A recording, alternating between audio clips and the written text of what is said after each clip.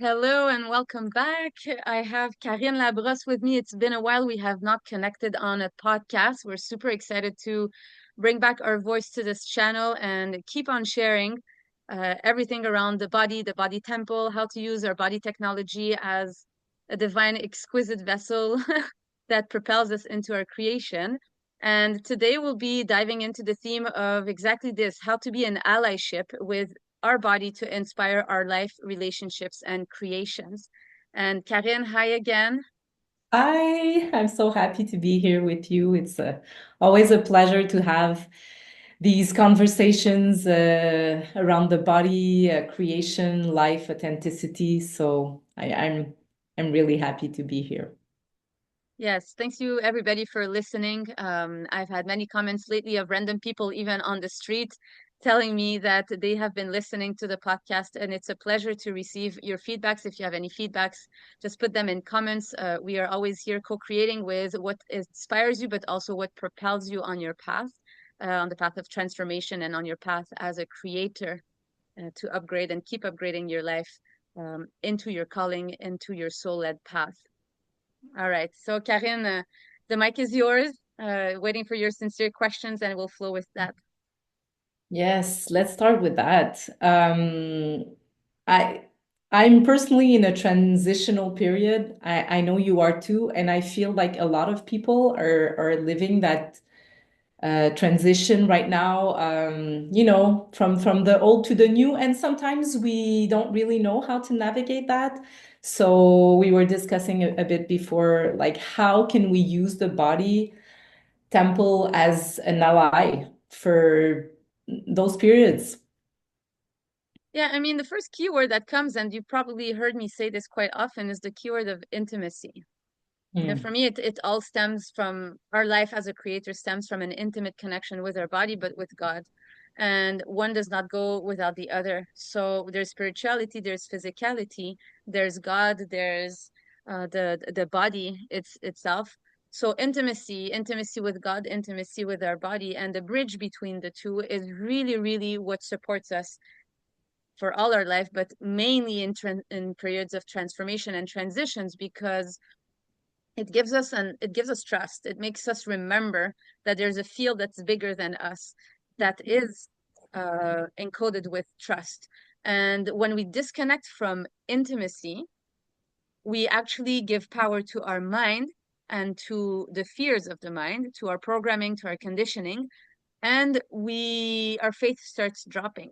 So that's why the first real ingredient is intimacy with the body, intimacy with God, and having a committed structure around this. It does not need to be stiff, but it needs to be devoted to, in the Mm. sense that the devotion stems from a love story and not from a mind story. The devotion stems from yes, the desire and the love of it rather than the fears of it, the fears of, oh, I'm going to lack something. But no, I love it because I keep being poured in to when I'm devoted and when I'm committed to intimacy. So, how does intimacy look on a daily basis? For me, it can look different than for you, but the way I do it is connecting to my body temple. So, bringing my attention inside my sensations, feeling my bones, feeling Mother Earth touching my skin, feeling my breath without it being a forced breath, but what is my primal breath? What is my natural breath? How does it touch my inner skin? This is a vocabulary that I use more and more and more because I'm really bringing also the exquisiteness of feeling, savoring our body sensations, releasing ourselves from all the stories of suffering, and you really, really embracing our body as an exquisite vessel. It's designed to feel, it's designed with senses. Our senses are transmitters between, data that's in our tangible environment or beyond to inform our nervous system about things, about our path, about what we like, what we dislike, about what's in alignment, what's not in alignment. And again, if we go back to the core word, it's intimacy. Without intimacy, we are going to miss out on a lot of information. Therefore, that's why on a daily basis, I choose intimacy as being a core value of how I approach my body and how I approach my life. And there's an embodiment practice that stems from osteopathy and many, many different modalities that I I acquired and trained in the last 15 years. And that's what I personally do. That's the practice that I choose to lean into, including also sensual embodiment and what I love calling fire dance alchemy, which is a leadership type of dance, which, brings all of our fire personas into movement and seeing how the body moves. All of this to train the mind to follow the body. So it's body moves, mind follows, and not the opposite. Our mind is a tool to respond, to organize, to receive data coming from the nervous system. And to move with the body actually makes us move faster and break the fears, release the energy coming from the fear, and giving a new memory to the nervous system, a memory that is safe through intimacy. And I can keep on going, but that's where I would be guiding people. That's where I guide people always when they tell me I'm in a period of transition, I'm in a period of transformation. I don't exactly know where I'm going. I know I'm changing. I know the old is not working. I know I'm getting really freaking bored with the old.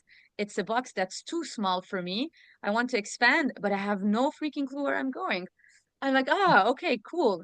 All right, let's first dive in, gain clarity from the body, but let's also train, build resilience in the body. Let's also move in exploration in life, play in the unknown, but also come back at the end of the day to intimacy into your body to integrate the data so that your nervous system has this time to absorb and filter what is new that you have learned and how is God reflecting back to you where he's leading you. And all of this without intimacy, you lose yourself. You just don't know what belongs to you. You don't know what information is in alignment or not. And I really walk this talk and I really apply what I'm sharing on a daily basis, on a daily basis. Yeah. Oh my God, so many, so many interesting things. First, I just want to come back on what you said first, and I think it's an important factor. You said devotion to the practice, and I feel it's a nuance that needs to be brought up again, just because sometimes the mind can be a bit constrictive, and we're like, okay, discipline, practice every day, it has to look like that, so we tend to do that. And I know I do that, and I know a lot of other embodiment practices are a bit rigid, but I like that you bring the devotion and the pleasure of just saying, no, discover your body, dive into it. It's fun. Having a regular practice can be really fun. And transition periods are don't have to be heavy and oh my God, what am I gonna do? Da, da, da, da. No, explore, play. So I just really wanted to say that again, and maybe you have something to add over that. Yeah, I mean, the practice, at least the way I'm teaching it, I'm teaching principles. And that's why I want to, in my containers, I really want to be bringing different types of practices. So it gives a different type of taste because we can apply the same principles when we are snowboarding, when we're walking or hiking, when we are cooking in our kitchen, when we are making love, so it doesn't Mm, need to be stiff in a model of, let's say, a yoga practice, because that's my background. I really come from a yogic place and that's how I dove in, but I dove into tantra and I dove into temple work and I dove into so many different things that taught my body the same principles. So it's you can wake up in the morning and an approach could be, well, I just want to lay down in my bed for an hour. You put your timer on just to have a bit of structure. You put your timer on and you're like, within this hour, I'm going to focus on, moving my body on my bed and like making love, for example, to my bed. And like just mm, seeing how gravity operates on your body and how your weight touches your mattress, and how you're actually bringing sensuality in your movement. How does your bloodstream run when you're bringing this aspect? And your bones are anchoring, so you have this grounded structure, and you feel your pelvic diaphragm, and you activate your primal breath. It's all the same. It can be on a mm. yoga mat, it can be in your bed, it can be laying down for an hour, or it can be 5, 10 different postures in 40 minutes. The important is that your intention is intimacy and connection, and that you find your way to structure yourself so that your creativity and your creative flow fits within the structure that you're giving, instead of the opposite, having too much of a stiff structure and trying to fit your creativity in it. This is going to create much more friction. But I have to admit that in periods of transition, especially in periods where when we are learning something new and a new art, sometimes, yes, it's gonna feel uncomfortable and it will feel imposed. Where usually it takes about 30 to 40 days to bring a new habit into your body or to learn a new skill. Of course, we're not talking about mastery. I'm talking about initiation and like starting to bring something new in your lifestyle. It will require, a time per day. Every day at 5, I'm going to wake up, I'm going to do this. I'm going to do this, and this movement so that you bring a new memory and a new practice. And then after you can play with all of this. But to learn the basics is very, very important.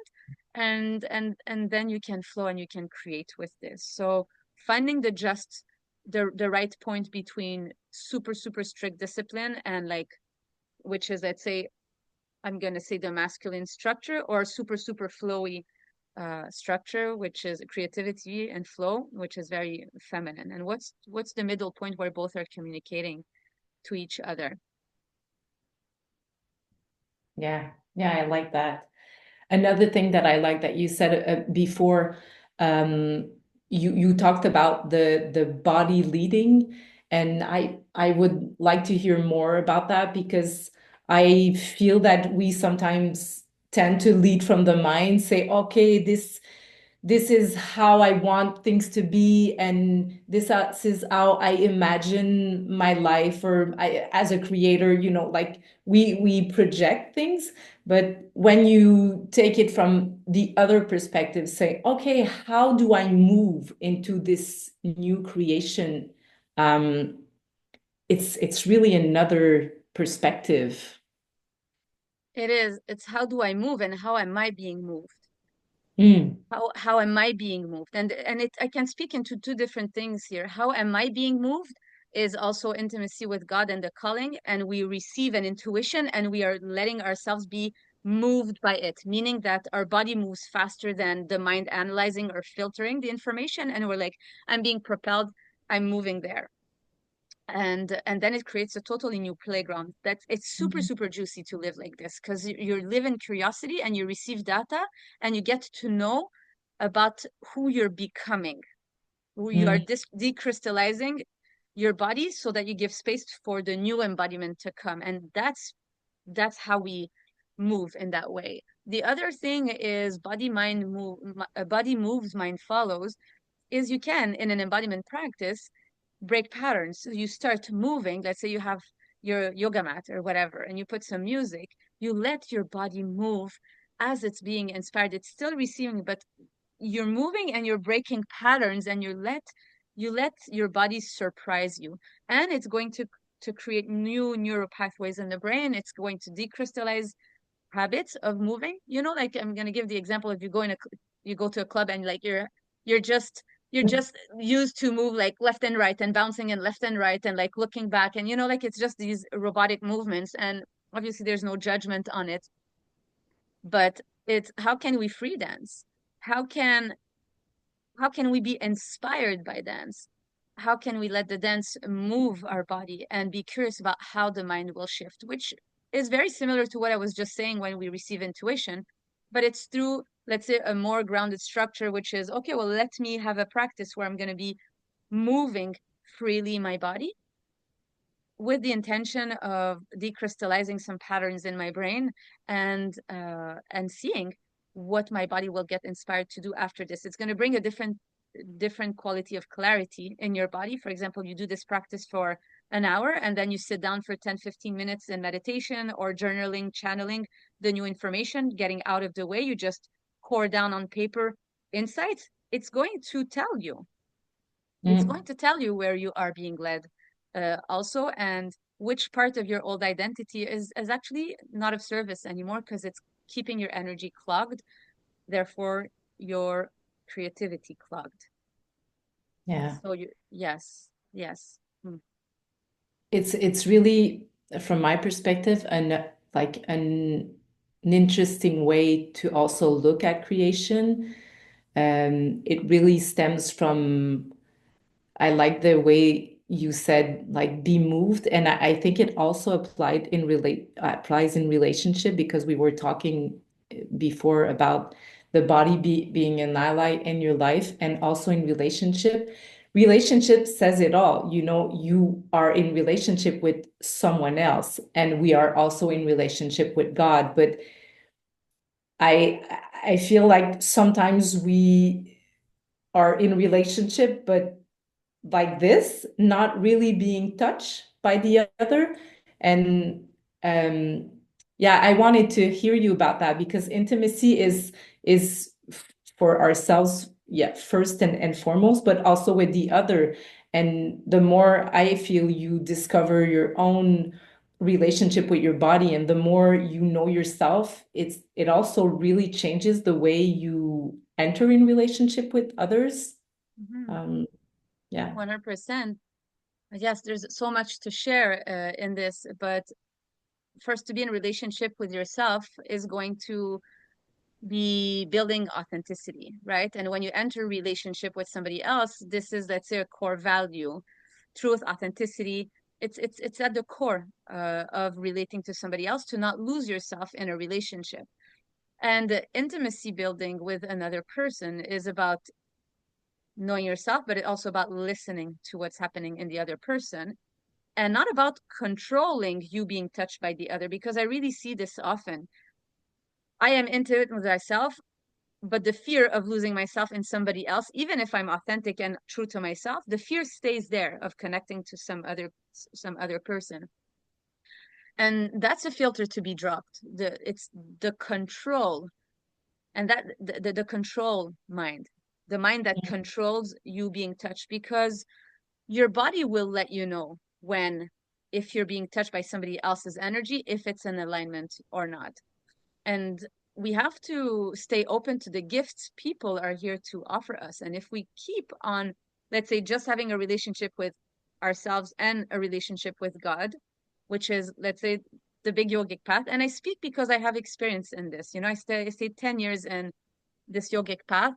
Um, but then to shut ourselves from truly relating to others, meaning like having energy touch us and not be just two vertical poles together, brings a whole different game where you're going to get influenced by somebody's gifts and somebody's shadows too.